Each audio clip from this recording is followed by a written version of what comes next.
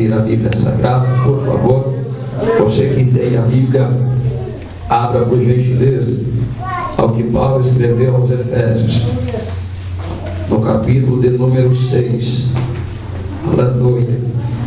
O que Paulo escreve aos Efésios, no capítulo de número 6 e o verso de número 13. Para quem não sabe, você passa os Evangelhos, você passa Atos dos Apóstolos, você passa Romanos, 1 e 2 Coríntios, você passa Gálatas, você vai encontrar aí escrito aos Efésios, no capítulo 6 e no verso de número 13. Quem encontrou, por favor, confirme dizendo glória a Deus. Glória a Deus. Quem ainda não achou, diz aleluia. Louvado é o nome do nosso Deus. Vamos ler a palavra que diz assim: portanto, tomai toda a armadura de Deus, para que possais resistir no dia mau, e havendo feito tudo, ficai firmes. Por favor, repita comigo: e havendo.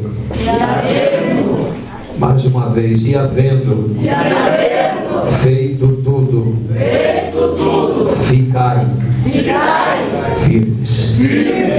Ficai firmes.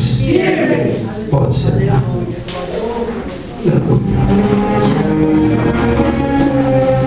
Louvado seja o nome do nosso Deus.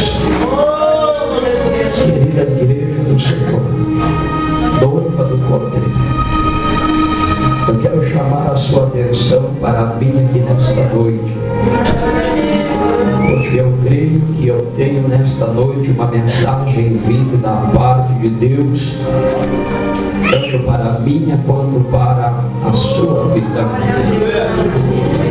Nós lemos esta palavra e eu pedi que, por gentileza, você a repetisse comigo a parte final do verso 13, que diz assim: ficai firmes.